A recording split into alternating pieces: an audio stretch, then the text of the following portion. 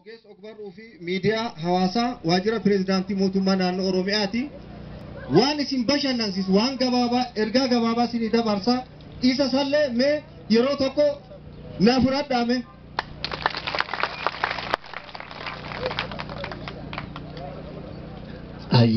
Guddaan isin galateeffadha.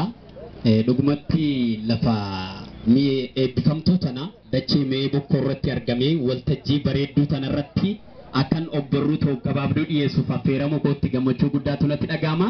Namoonni muraasni tariitii armaan duraa qophii safuu seeraa jedhamu sanbata sa'aatii 12 hanga sa'a tokkotti kan raadiyoo Oromiyaatiin darbuun ol beekne hin beeku. Oliyaad Bariisoon jedhama. Har'a immoo uummata akkanatti dargaggoota qaccalee fi jaarsolee fi yuubaaf hayyuu miidhaganii tataa'an kana gidduutti deeggarsa Yuunivarsiitii Bulee Horaa seenaasaa dachee seena qabeetti kanarratti ijaarameetiin sagantaa qopheeffame kanaan wal argine bu'uura godhadhe ogbarruu gabaabduu takkan isiniif dhiyeessa. Ogbarruun tiyya Oromoo fi Oromiyaa jetti achi keessatti aadaa fi seenaaf duudhaa keenya laalla.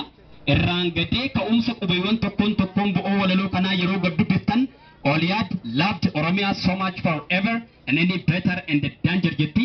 Har'a immoo Oliyaad loved Oromo Gujii so much forever in any better and the danger jedheen jira. Maal naan jettan isini? Oromoo fi Oromiyaa. Oromiyaa jitu ishee marti faarsu.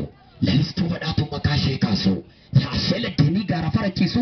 Akkamii ishee ibsu kamee kam dhiisu. Dagaa digiraadhu nama sun qixxeessuun jedheen. Maal jettu reessin? Laalli Oromiyaa dacheen biyya kiyyaa Oromiyaa bal'oo magaalaaf baadiyyaa. Video Jonas Tuwana da Pumaya, ejjechiisa sinnaa nuufaa yeroo Oromiyaa dachee biyya gootaa nuufaarsa Ameerika sheef dhayaa sinin jenne. Oromiyaa goota yamaddayyootaa roobartistootaa burqaatileetota. Oromiyaa goota finiina bitataa. Misooma bitataaftuu humna hojjettootaa ililliif kuduraa miidhagsuuf dachee Oromoota. Yaadachee lalistuu yeratuu sibaataa seenas yaadata. Akkamiin si jettanitti xiqqaata Ameerika sheef godhaa sinin jenne. Safuu isa ammaarra sochoddee nafu Oromiyaaf dandamaqni misoomaaf nageenyaaf inni itti gufu. Uummanni Oromoo warri Gujii Girja kaaba fi kibbaanii baafidhaanii caarraa isa kanaa way ciisanii muganii mo'afuuf du'anii hayaa ka ol jedha dammaqaa warra of beektan ofitti amantanii isin hin jenne. Kaarsa Oromiyaa lammiin biyya kiyyaa Oromiyaa bal'oo shala isaa dhiittoo akka biyya Raashiyaa, Faransaay, Ameerikaa fi Kolombiyaa akka Moonokoo, Moorokoo fi Maritaaniyaa akka Afrikaa kibbaa fi Lamteenya Teeniyaa. Yes, Oromia akka GATF Ukraine addunyaa killeya. Yes, Oromia imota tani awiti ya jenneen.